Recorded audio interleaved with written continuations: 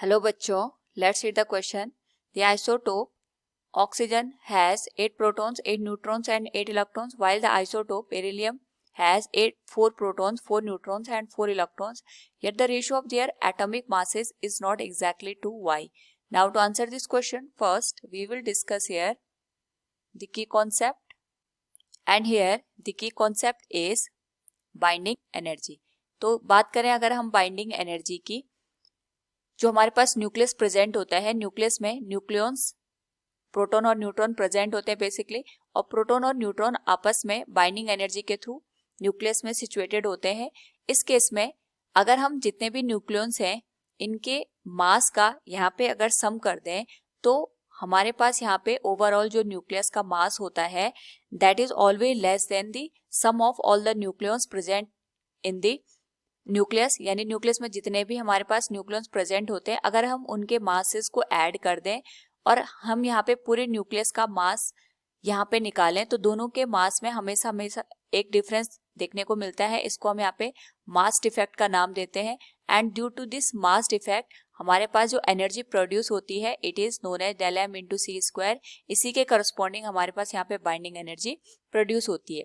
तो चाहे हम यहाँ पे जितने भी न्यूक्लियॉन्स को रख लें, उनको आपस में बाउंड करने के लिए जो एनर्जी रिक्वायर्ड होती है it is due to the mass defect. और यहाँ पे ये जो मास डिफेक्ट की वजह से एनर्जी प्रोड्यूस होती है इसी को हम बाइंडिंग एनर्जी का नाम देते हैं.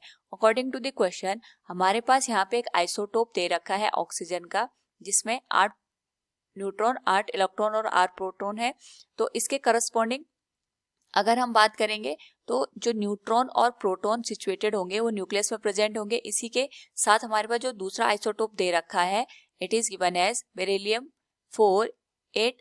इसमें भी हमारे पास यहाँ पे 4 न्यूट्रॉन और 4 प्रोटॉन दे रखे हैं. भले यहाँ पे जो आइसोटोप होता है अगर हम इनकी बात करें, इनका जो एटॉमिक मास का रेशियो है एग्जैक्टली हमारे पास 2 के बराबर देखने को हमें नहीं मिलता. ये इसलिए होता है क्योंकि हमारे पास जो न्यूक्लियॉन्स प्रेजेंट होते हैं इन द न्यूक्लियस उनमें यहाँ पे कुछ ना कुछ मास डिफेक्ट प्रोड्यूस हो जाता है. मास डिफेक्ट का मतलब ये होता है कि हमारे पास यहाँ पे जो कुछ एनर्जी यूज होती है वो न्यूक्लियॉन्स को आपस में यहाँ पे बाउंड करने में यूटिलाइज हो जाती है, और जो यहाँ पे एनर्जी न्यूक्लियॉन्स को आपस में बाउंड करने के लिए यूटिलाइज हो जाती है इसी को हम यहाँ पे बाइंडिंग एनर्जी का नाम देते हैं.